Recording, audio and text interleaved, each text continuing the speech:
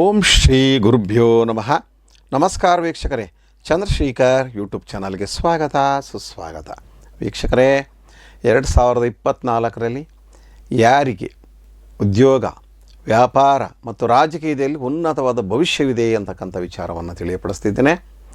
ಈ ವರ್ಷ ಇನ್ನು ಮುಂದೆ ಯಾರಿಗೆ ರಾಜಕೀಯ ಕ್ಷೇತ್ರದಲ್ಲಿ ಉತ್ತಮವಾದ ಭವಿಷ್ಯವಿದೆ ಅಂತಕ್ಕಂಥದ್ದು ಬಹಳ ಪ್ರಮುಖವಾಗಿ ನಾನು ತಿಳಿಸ್ತಕ್ಕಂಥದ್ದು. ನಾನು ಕೆಲವು ಡೇಟ್ಗಳನ್ನು ಹೇಳ್ತೇನೆ.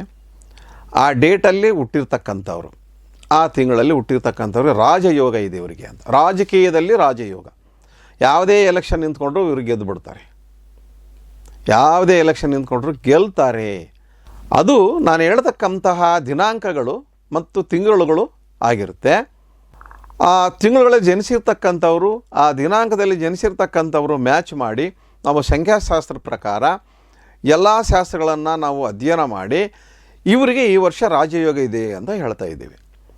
ನೀವು ಏನು ಮಾಡಬೇಕು, ನಿಮ್ಮ ಡೇಟ್ ಆಫ್ ಬರ್ತು, ನಿಮ್ಮ ನೇಮನ್ನು ಒಂದು ಸಲ ಚೆಕ್ ಮಾಡಿಸ್ಕೋಬೇಕು. ಚೆಕ್ ಮಾಡಿಕೊಂಡು ಎಲೆಕ್ಷನ್ಗೆ ನಾನು ಈ ರೀತಿ ಸ್ಪರ್ಧಿಸ್ಬೋದಾದರೆ ನಾನು ಏನು ಮಾಡಬೇಕು ಅಂತಕ್ಕಂಥದ್ದು ಕೂಡ ನೀವು ಭಾಳಷ್ಟು ವಿಚಾರಗಳನ್ನು ತಿಳ್ಕೋಬೇಕಾಗುತ್ತೆ. ಕೆಲವರಿಗೆ ವಿದ್ಯಾಭ್ಯಾಸ ಸ್ವಲ್ಪ ಮಟ್ಟಿಗೆ ಇದ್ದು ರಾಜಕೀಯ ಕ್ಷೇತ್ರದಲ್ಲಿ ಸ್ವಲ್ಪ ಆಸೆ ಚಿಗುರೊಡಿತಾ ಇರುತ್ತೆ ಅವರಿಗೆ. ರಾಜಕೀಯ ಅಂದರೆ ಎಷ್ಟೋ ಜನ ಇವತ್ತು ಇಷ್ಟಪಡ್ತಾರೆ. ಆದರೆ ರಾಜಕೀಯ ಅಂತಕ್ಕಂಥದ್ದು ಎಷ್ಟು ಇವತ್ತು ಒಳ್ಳೆಯ ವ್ಯಕ್ತಿಗಳಿಗೆ ಅಲ್ಲಿ ಸ್ಥಾನಮಾನಗಳು ಸಿಗೋದಿಲ್ಲ. ರಾಜಕೀಯನೇ ಆಗಿ ಎಲ್ಲ ಮುಗಿದ ಮೇಲೆ ಕೊನೆ ಕ್ಷೇತ್ರ ರಾಜಕೀಯ ಅಂತ ನಾವು ಹೇಳ್ತೇವೆ. ಆದರೆ ಆ ರಾಜಕೀಯ ಕ್ಷೇತ್ರ ಅಂತಕ್ಕಂಥ ಅಷ್ಟೇ ಪವಿತ್ರವಾದ್ದು ಅಂತಕ್ಕಂಥದ್ದು ಭಾಳಷ್ಟು ಜನಕ್ಕೆ ಗೊತ್ತಿಲ್ಲ. ಅದನ್ನು ಬಳಸ್ಕೊಳ್ಳೋರಿಗೆ ಮಾತ್ರ ಪವಿತ್ರವಾದ ಕ್ಷೇತ್ರ. ಅಲ್ಲಿ ಪವಿತ್ರವಾದ ಕ್ಷೇತ್ರವನ್ನಾಗಿ ಬಳಸ್ಕೊಳ್ಳೋರನ್ನ ಭಾಳ ದಿವಸ ಅಲ್ಲಿ ಉಳಿಸೋದಿಲ್ಲ, ಅವ್ರನ್ನ ಎತ್ತಂಗಡಿ ಮಾಡಿಬಿಡ್ತಾರೆ, ಉಳಿಗಾಲ ಇರೋದಿಲ್ಲ. ಆದರೆ ಅವ್ರಿಗೂ ಕೂಡ ಕೆಲವು ಸಿದ್ಧಾಂತಗಳನ್ನು ಇಟ್ಟುಕೊಂಡು ಮಾಡಿದ್ದಾದರೆ ಅವರು ಒಂದಲ್ಲ ಒಂದು ದಿವಸ ಮೇಲೆ ಬರ್ತಕ್ಕಂಥದ್ದು 100ಕ್ಕೆ 100ರಷ್ಟು ಸತ್ಯ ಅನ್ನೋದಕ್ಕೆ ಭಾಳಷ್ಟು ಜನ ಎಕ್ಸಾಂಪಲ್ ರಾಜಕೀಯದಲ್ಲಿ ಇದ್ದಾರೆ. ಅವರ ಹೆಸರುಗಳನ್ನು ಹೇಳೋದು ಬೇಡ ಇಲ್ಲಿ. ಹಾಗಾಗಿ ವೀಕ್ಷಕರೇ, ಈ ವರ್ಷ ರಾಜಕೀಯ ಭವಿಷ್ಯ ಇರ್ತಕ್ಕಂಥ ಡೇಟು ಮಂತ್ಗಳಲ್ಲಿ ಹುಟ್ಟಿರ್ತಕ್ಕಂಥವ್ರು ಏನು ಹೇಳ್ತೀನಿ, 1ನೇ ತಾರೀಕಲ್ಲಿ ಹುಟ್ಟಿದ್ದಾರೆ, ಅವರು 8ನೇ ತಿಂಗಳಲ್ಲಿ ಹುಟ್ಟಿರಬೇಕು, ಆಗಸ್ಟ್ ತಿಂಗಳಲ್ಲಿ ಹುಟ್ಟಿರಬೇಕು. ನೀವು ನೋಡಿ, 1ನೇ ತಾರೀಕು ಅಂದರೆ 4 ಬರುತ್ತೆ, 1, 10, 19, 28 ಮತ್ತು 8ನೇ ತಿಂಗಳಲ್ಲಿ ಹುಟ್ಟಿರಬೇಕು ಇವರಿಗೆ ಈ ವರ್ಷ ರಾಜಕೀಯದಲ್ಲಿ ಅವ್ರು ಅಂದ್ಕೊಂಡಿದ್ದೇ ಆಗುತ್ತೆ. ಡೆಫಿನೆಟ್ ಅವ್ರು ವಿನ್ ಆಗ್ತಾರೆ. ಪ್ರಯತ್ನ ಪಡಬೇಕು. ನೇಮ್ ನಂಬರು ಡೇಟ್ ಆಫ್ ಬರ್ತ್ಗೆ ಮ್ಯಾಚ್ ಆಗಿರಬೇಕು. 2ನೇ ತಾರೀಕಲ್ಲಿ ಹುಟ್ಟಿರ್ತಕ್ಕಂಥವ್ರಿಗೆ 7ನೇ ತಿಂಗಳು ಹುಟ್ಟಿರ್ತಕ್ಕಂಥವ್ರು, 2 ಅಂದರೆ ಅವಕ್ಕೂ ಕೂಡ 4 ಸಂಖ್ಯೆಗಳಿದ್ದಾವೆ. ನಾನು ಅಲ್ಲಿ ಭಾಳಷ್ಟು ವಿಡಿಯೋಗಳಲ್ಲಿ ಹೇಳಿದ್ದೇನೆ, 2, 11, 20, 29 ಅಂತ. ಆ ದಿನಾಂಕಗಳಲ್ಲಿ ಜನಿಸಿರ್ತಕ್ಕಂಥವ್ರು 7ನೇ ತಿಂಗಳಿಗೆ ಹುಟ್ಟಿದರೆ ಅವರಿಗೆ ರಾಜಕೀಯ ಭವಿಷ್ಯದಲ್ಲೇ ಉಜ್ವಲವಾದ ಭವಿಷ್ಯ ಇದೆ.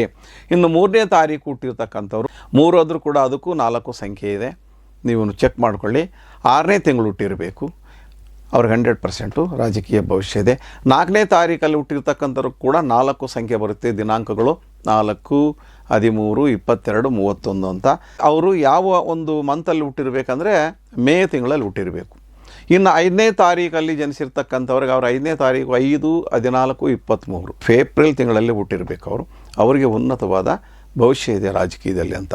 6ನೇ ತಾರೀಕಲ್ಲಿ ಹುಟ್ಟಿರ್ತಕ್ಕಂಥವ್ರು ಮಾರ್ಚ್ ತಿಂಗಳಲ್ಲಿ ಹುಟ್ಟಿದರೆ ಅವರಿಗೆ 2024 ಒಳ್ಳೆಯ ರಾಜಕೀಯ ಭವಿಷ್ಯ ಇದೆ.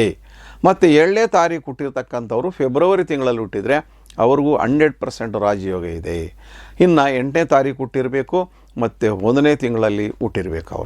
ಅವ್ರಿಗೆ 2024 ರಾಜಕೀಯ ಕ್ಷೇತ್ರ ಒಳ್ಳೆಯ ಕ್ಷೇತ್ರವಾಗಲಿದೆ.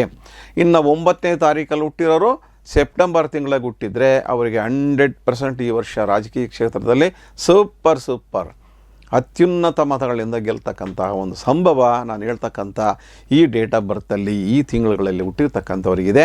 ವೀಕ್ಷಕರೇ, ಒಂದು ಸಲ ನಿಮ್ಮ ನೇಮ್ ನಂಬರು ಡೇಟ್ ಆಫ್ ಬರ್ತ್ಗೆ ಮ್ಯಾಚ್ ಆಗಿದೆಯಾ ಇಲ್ವಾ ಅಂತಕ್ಕಂಥದ್ದು ನೋಡಿಕೊಂಡು ನಿಮ್ಮ ಡೇಟ್ ಆಫ್ ಬರ್ತ್ಗೆ ನಿಮ್ಮ ಹೆಸರನ್ನು ಸ್ವಲ್ಪ ಮ್ಯಾಚ್ ಮಾಡಿಕೊಂಡು ಒಂದೇ ಒಂದು ಸಿಗ್ನೇಚರನ್ನು ಸಹ ನೀವು ಅದನ್ನು ಸರಿ ಮಾಡಿಕೊಂಡು ಇದನ್ನು ಫಾಲೋ ಮಾಡಿದ್ದಾದರೆ 100% 2024 ರಾಜಕೀಯ ಕ್ಷೇತ್ರದಲ್ಲಿ ನೀವು ಯಾವ ಒಂದು ಚುನಾವಣೆಗೆ ನಿಂತ್ಕೊಳ್ತೀರೋ ಅಲ್ಲೆಲ್ಲ ನಿಮಗೆ ಜಯ ಸಿಗುತ್ತೆ ಅಂತ ನಾನು ಹೇಳ್ತಿದ್ದೇನೆ. ವೀಕ್ಷಕರೇ, ಈ ಒಂದು ವಿಡಿಯೋ ಇಷ್ಟ ಆದರೆ ಲೈಕ್ ಮಾಡಿ, ಸಬ್ಸ್ಕ್ರೈಬ್ ಮಾಡಿ, ಕಮೆಂಟ್ ಮಾಡಿ ಹಾಗೂ ಶೇರ್ ಮಾಡಿ. Thank you. ನಮಸ್ಕಾರ.